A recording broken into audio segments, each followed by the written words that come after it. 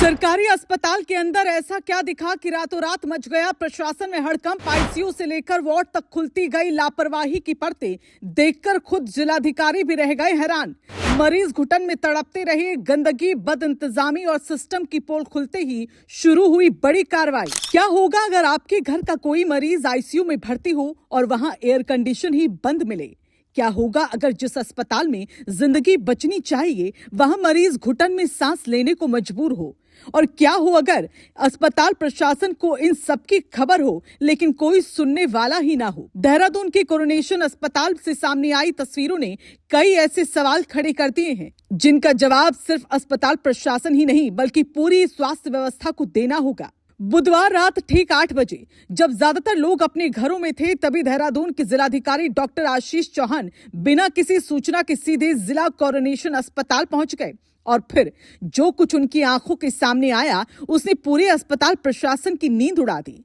जहां व्यवस्था दिखनी चाहिए थी वहां अव्यवस्था थी, जहां सफाई होनी चाहिए थी वहां गंदगी थी, और जहां संवेदनशीलता की जरूरत थी वहां लापरवाही दिखाई दी। सबसे पहले डीएम पहुंचे अस्पताल के आईसीयू में, यानी उस जगह जहां हर सेकंड किसी मरीज की जिंदगी से जुड़ा होता है। लेकिन यहां जो हाल मिला वो चौंकाने वाला था।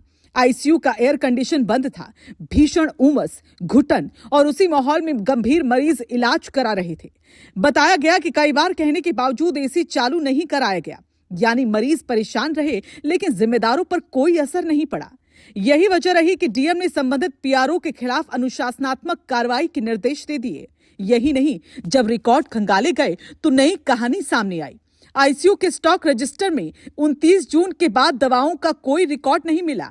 सिस्टर इंचार्ज अवकाश पर थी। उपस्थित रजिस्टर में भी कई खामियां नजर आई।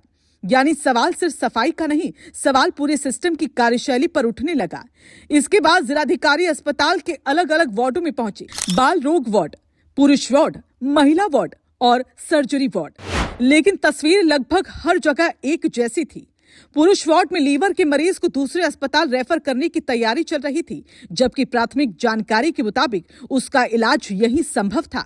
इस पर डीएम ने नाराजगी जताई और पूछा, क्या मरीजों को जरूरत से ज्यादा रेफर करना अब सिस्टम का हिस्सा बन चुका है?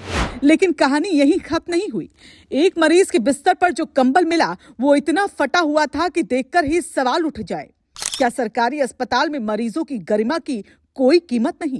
डीएम ने तुरंत अस्पताल मैट्रन से जवाब मांगा और सभी फटे कंबलों को तत्काल हटाने और नष्ट करने के आदेश दे दिए। अब जरा अस्पताल की लिफ्ट का हाल भी सुन लीजिए। चारों तरफ पान की पीक, दीवारों पर गंदगी और सबसे हैरानी वाली बात, लिफ्ट में सुरक्षा के लिए सीसीटीवी कैमरा तक नहीं। यानी न साफ सफाई, न सुरक्षा और न ही जवाबदेही। इतना ही नहीं, महिला शौचालय में पुरुष यूरिनल लगा मिला। ये देखकर खुद जिलाधिकारी भी नाराज हो गए, क्योंकि ये सिर्फ लापरवाही नहीं बल्कि व्यवस्था पर गंभीर सवाल खड़ा करने वाली तस्वीर थी। लेकिन इस पूरे निरीक्षण का सबसे भावुक पल तब आया जब डीएम सर्जरी वार्ड पहुंचे। यहाँ एक लावारिस मरीज जिंदगी और मौत के बीच जूझ रहा था।